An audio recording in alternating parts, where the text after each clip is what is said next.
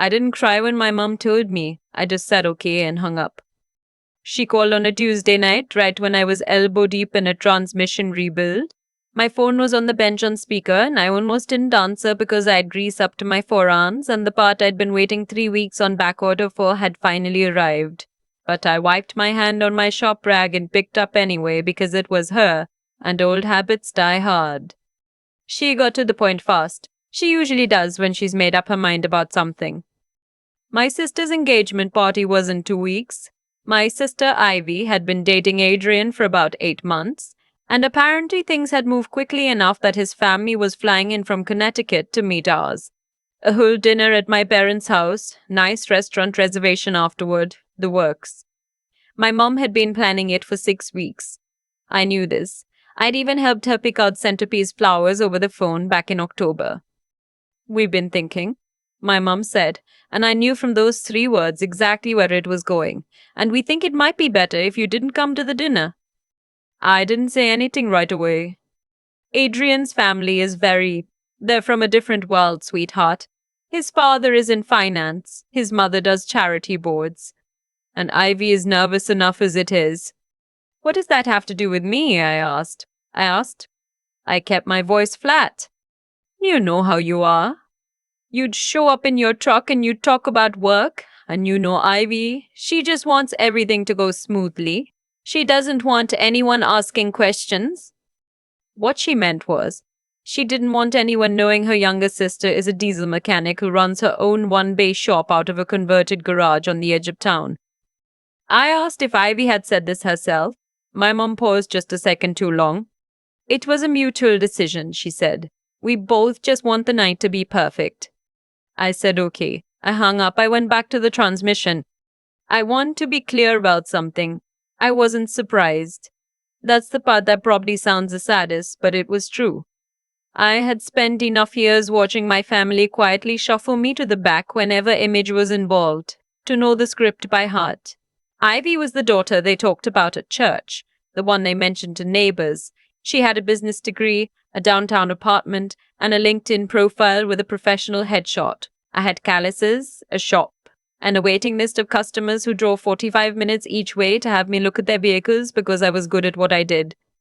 We had grown up in the same house. We did not grow up the same way. My dad worked in insurance, adjusting most of my childhood, and my mom did part-time office work when we were in school. We were comfortable but not wealthy, and they had opinions, loud ones, about what comfortable but not wealthy people were supposed to aspire to. Ivy absorbed those opinions like a sponge. She dressed for the job she wanted, dated strategically, and spent money she didn't really have on things that broadcast the right message. I went the other direction. I started working on cars at 15 with our neighbor Mr. Kowalski because his hands were going and he needed help. And he taught me things that turned into a trade, that turned into a certification, that turned into a certification, that turned into me buying out his equipment when he retired and hanging my own sign. My parents came to my shop opening. They stood in it awkwardly, drank the sparkling cider I'd set out, and left after 45 minutes. My mom said she was proud of me. She said it the way you say something you've rehearsed. That was 4 years ago. In the time since, I had rebuilt an engine for my uncle without charging him a cent, patched my parents' furnace exhaust flue when their HVAC guy quoted them $1,200, rewired my dad's workshop, and driven 40 minutes one way to jumpstart my mom's car in a Costco parking lot on a 20-degree February afternoon because she'd left her lights on and AAA had a 2-hour wait. I did all of this because that's what you do for family. I did not think about it as a ledger. I'm mentioning it now only because of what happened after. The week after the phone call, my mum texted me. Hey honey, random question. Do you know anything about tankless water heaters? Ours is making a noise and the plumber we called can't come until after Thanksgiving.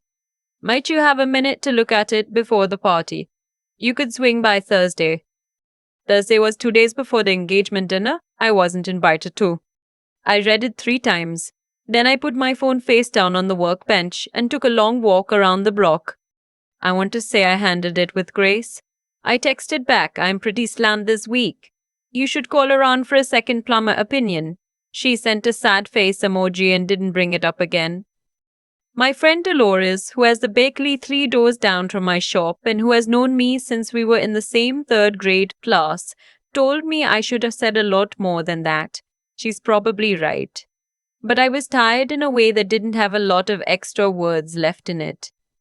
The dinner happened on a Saturday. I spent that night at Dolores's place eating thai and watching a documentary about deep-sea welding, which is a real profession and apparently pays extraordinarily well, which we both found very affirming. I didn't hear from my family until Monday. My mom called, and when I didn't answer, Ivy called. I didn't answer that either. Then my dad sent a text, which was unusual because my dad almost never texts. Call your mother when you get a chance. She's upset. I called back that evening, partly because I was curious and partly because, again, old habits. My mom answered on the first ring. She sounded like she'd been crying, which was familiar territory. My mom cried strategically and often, a skill I had taken many years to identify for what it was. What had apparently happened was this. At some point during the engagement dinner, Adrian had asked my parents about their family. Normal question. He was meeting them for the first time. He wanted to know about their kids. My mom had said they had 2 daughters. Ivy, of course, and their other daughter who does automotive work. Adrian had said, "Oh, interesting. Like what kind?" My mom had said general repairs, kind of vague, trying to move past it. Adrian had said, actually, his younger brother had been looking for a good diesel mechanic for months. Because he had a vintage truck he was trying to restore, could they have their daughter's number? My mom had said sure, and given it, and moved on. And then, apparently, Adrian's brother, whose name is Derek, had called me on Sunday. I hadn't recognized the number, and I'd let it go to voicemail. His message was friendly, specific. He had a 1969 Ford F100 with a seized engine, and he'd heard through Adrian that I did good work, and he'd be happy to pay my going rate plus parts. Was I available for a consultation? I had called Derek back Sunday evening, not knowing any of this context. We talked for 20 minutes. He knew what he had, knew what he wanted, and was not flinching at the numbers. I told him to bring the truck by Wednesday. What I didn't know was that Derek had mentioned to Adrian that he'd reached out to me and that I seemed great. Adrian had mentioned this to Ivy. Ivy had apparently had some kind of reaction to this.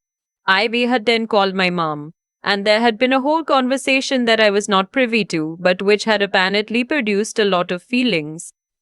By the time my mom called me on Monday, the emotional temperature in my family's house was quite high, and I was apparently the cause. Ivy is hurt, my mom said. She felt like you were making a point. I said I had no idea what she meant. I had talked to Derek, who called me, and I was going to look at his truck. You couldn't have said you were busy? I'm a small business owner, Mom. If a customer calls me, I call them back. It just looks like you're trying to embarrass her. I sat with that for a second. She's the one who didn't want me at the dinner, I said. I stayed home. I didn't say anything. A stranger called me about work and I answered. How is any of that about Ivy?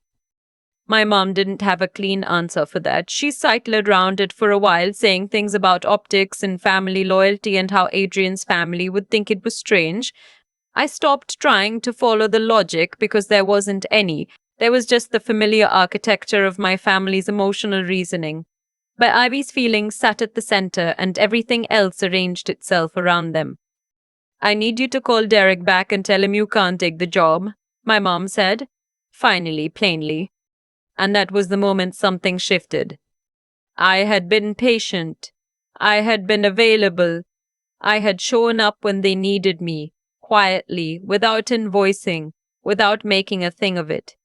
I had stayed home from a dinner I hadn't done anything to be excluded from, without a scene, without a fight. I had not texted my mom back about the water heater because I didn't want to write what I was actually feeling. And now she was asking me to turn away a paying customer to protect my sister from the consequences of her own snobbery. No, I said. She went quiet. I'm not going to do that. Excuse me? Mom, listen to me. I love you. I love Ivy. But I am not going to turn down a job because Ivy is embarrassed that her future brother in law found out her sister is a mechanic. That's not something I'm willing to do. My mom started to say something about the family and the dinner and how I hadn't even been there. Right, I said. I wasn't there. That was your choice, not mine. I told her I had to get up early Wednesday to prep the bay before Derek came by. I told her I hoped the water heater was holding up. I said goodnight and I hung up.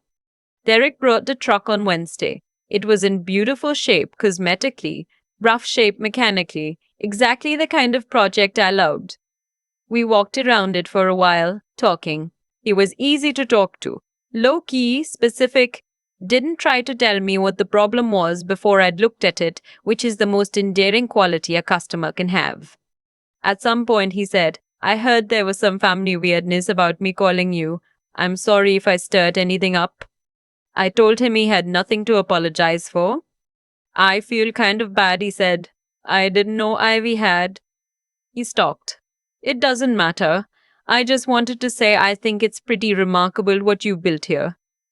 He gestured at the shop. 3 bays now. I'd expanded 8 months ago. Tool chests that took me 5 years to fill out properly. A small waiting area I'd refinished myself with reclaimed wood from a barn demolition. A framed letter on the wall from a retired army sergeant who'd driven from 2 counties away because no one local could figure out what was wrong with his truck. And I had. I looked you up after we talked Sunday, Derek said. You've got a serious reputation. I said thank you. I meant it. We shook on a fair price and a timeline and he left, and I stood in the shop for a minute by myself before I got to work. I want to tell you it all resolved cleanly. It didn't, and I'm not going to pretend otherwise. My mom and I had a longer conversation about 2 weeks later. It was honest in a way our conversations hadn't been in a long time, which was uncomfortable and necessary. I told her what I'd told you here. About showing up, about the water heater text, about what it felt like to be disinvited from my own sister's milestone because my existence was considered an embarrassment. She cried. I didn't. That alone was something different. She said she hadn't thought about it the way I was describing it. I said I knew. That was sort of the problem. Ivy and I haven't had that conversation yet. I'm not sure when we will. She sent me a text 2 weeks after the dinner that said, hey, and I replied, hey, and that's where we are. I'm not angry at her.